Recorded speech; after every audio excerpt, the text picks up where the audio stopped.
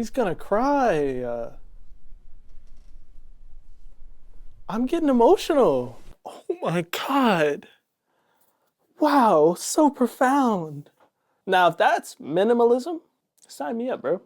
I can do that all day. I am Barack Obama. I am Barack Obama. If you're anything like me, you might have a hard time finishing your song sometimes. You got a nice loop, but sometimes you just don't know where to go with it and you just move on to the next. Hopefully in this video, you're gonna find out how to finally finish your songs with music minimalism. Let's get into it. Minimalism. It's in vogue, it's clean, it's trendy, it's millennial gray, it's monetizable. Skrillex might be one of the best in recent years, and it's a great way to let people know that you're better than them. It's also a great way for creatives to actually sit down and get shit done for a change, but it's not exactly for the reasons that you might think. In order to get into the meat of everything here, I guess I'd be a bit remiss if we didn't at least take a quick sidebar to touch on minimalism as a movement in music. I guess my beats are very minimal. I'm not a guy with fucking 25 to 30 tracks in any given beat. In fact, a lot of my biggest songs are probably like 5 tracks tops, bro. Chords, counter melody, bass, drums. If you put all your drums like in a drum rack, that's only 4 tracks. But obviously, like, I have my drums separated and I also add Foley and stuff like that. But the core of my beats, chords, melody, bass, drums, Foley. 5 things, bro.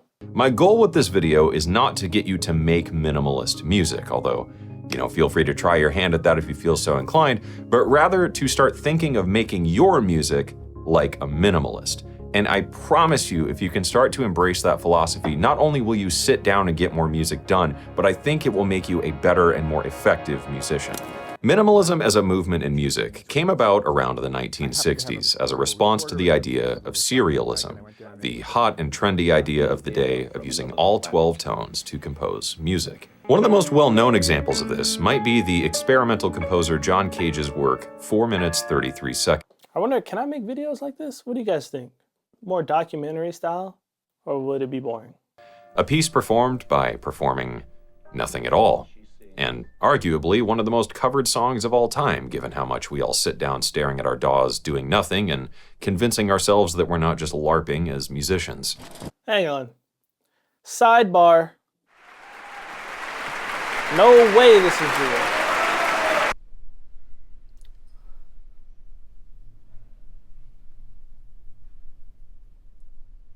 No fucking way.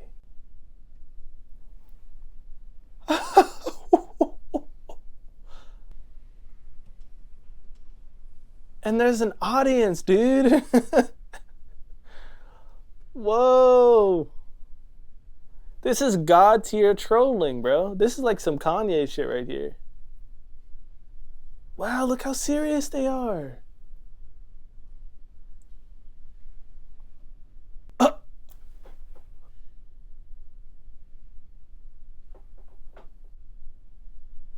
He's gonna cry. I'm getting emotional. Oh my God. Wow, so profound. Now, if that's minimalism, sign me up, bro. I can do that all day. That was actually crazy. That's sick. Let's get back to the video. Now, when you think of 433 as a piece of music, you might think to yourself, well, that's stupid. That's not even really music. And I encourage that line of thinking, but let's set that aside and I'm gonna give you something else to chew on here for a second. Back when I was in high school, he encourages that line of thinking. This guy's fucking funny, bro. I remember my art teacher giving us some kind of presentation on modern art, and a lot of it had that sort of minimalist leaning. And she showed us one painting in some gallery somewhere for $1 gajillion that was just a big canvas covered in white paint. And I said, that's stupid, anyone could do that. And she said, but they did it. That was actually profound. You ever seen like a big news story of somebody who sold a painting of a fucking orange stabbed onto the canvas? And somebody's like, that's stupid, that's not art, anybody can do that. But they didn't. Damn, that's... Now sure, minimalism isn't without its drawbacks and its critics, and it might be even argued that all this minimalist music stuff is just pretentious academic boomer garbage and it doesn't apply to modern music production if you want to make slapping bangers that get the kids going all wiggly on the tic-tac. But that's where you're Sorry. wrong, friend. And as a millennial hipster with an expensive camera masquerading as a real musician underneath a bunch of pretty color grading, I'd like to tell you why. So Equal says just because you can't doesn't mean you should. But what if somebody else did when I could have done it and regret? Somebody who's really talented and musically inclined will see some of my music with millions of streams and be like, what's that shit? Like anybody could do it. But they didn't, bro. I did. But that doesn't mean they want to or they should have. But they shouldn't hate on me because my beats are simple and people like them. What do you think the idea of minimalism is really about when it comes to creative work? I don't think it's just about having as little as possible. While that is certainly a facet of minimalism, I don't think it's the real definition. Instead, I would argue that maybe one of the better definitions of minimalism is simply only having what you need. And I think this is why Skrillex's Quest for Fire is one of the best examples of minimalism in contemporary popular music outside of film scoring and experimental music. During the production of the track Rumble, it was noted that tape plugin was Sketch Cassette. I had it. It was cool, but RC20, just use RC20. But Sketch Cassette is dope. That Fortet's main contribution to the track was simply to make sure that it wasn't overproduced, and that was maybe the most important role of all. What Fanboy said, just because it's complex doesn't mean it's good. But have you ever seen those videos where they're doing beat battles like live? Like they actually go to an event, like a rap battle and a beat battle? And like, bro, all the beats are just like,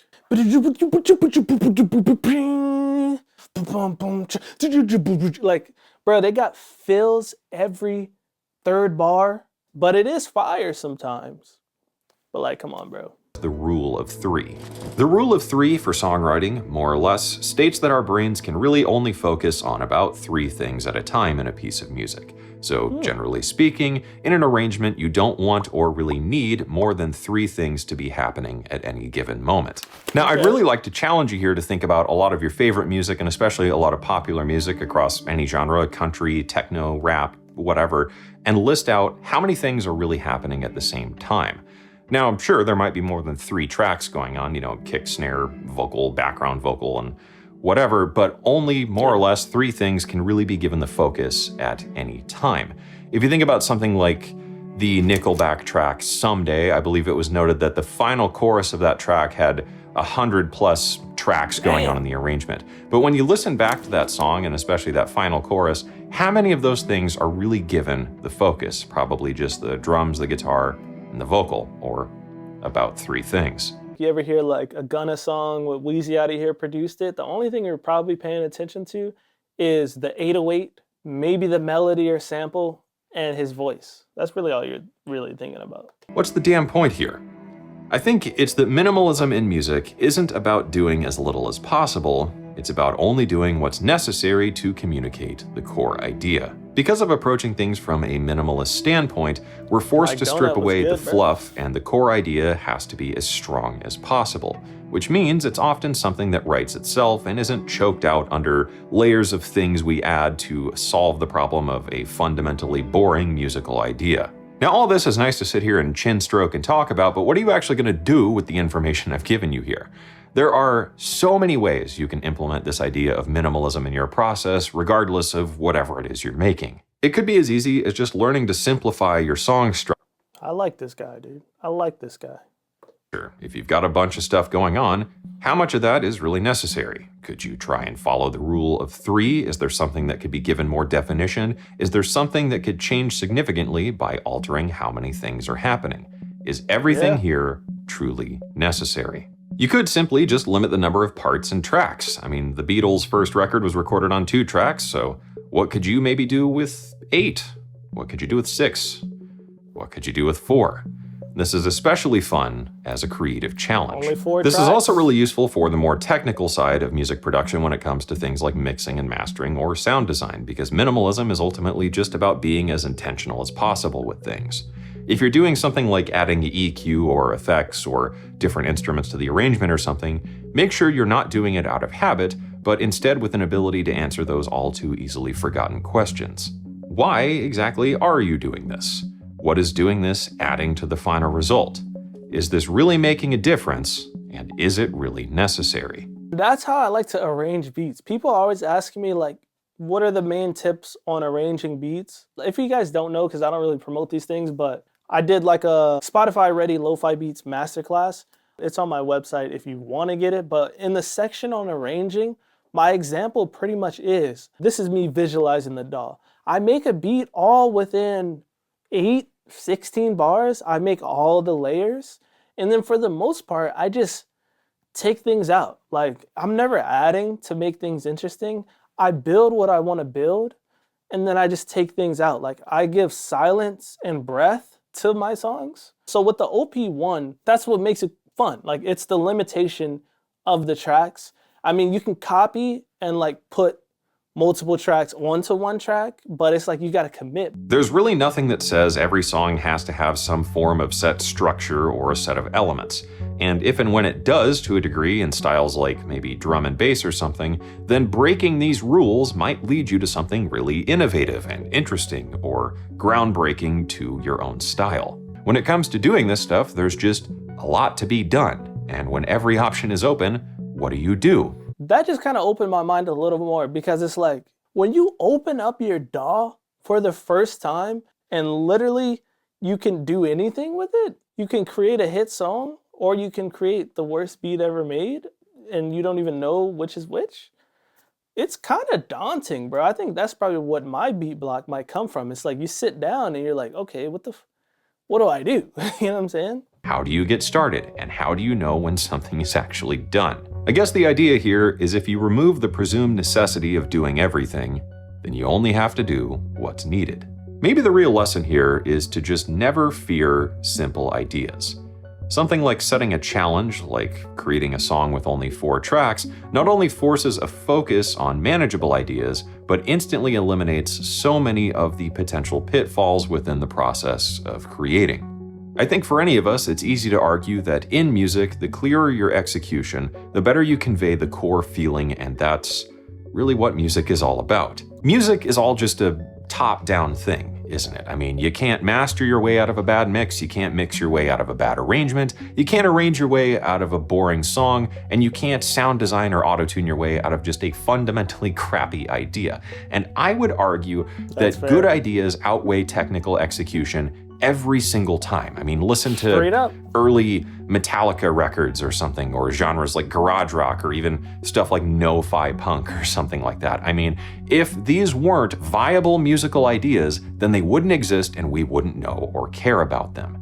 So maybe we're all putting too much pressure on the wrong thing here. Maybe all it takes is just an idea. Maybe it's time to say more by doing less. Maybe the less you do, the more you're going to be able to execute on it. And maybe all it takes to get that next thing done is as simple as just one little idea. The 2 things I got from this is, 1, try to do less. Challenge yourself to do less. Challenge yourself to only use a certain amount of tracks. Challenge yourself to only produce for a certain amount of time. You got to finish this beat in 30 minutes. If you do that repeatedly, then maybe you'll kind of force your brain into thinking a certain type of way.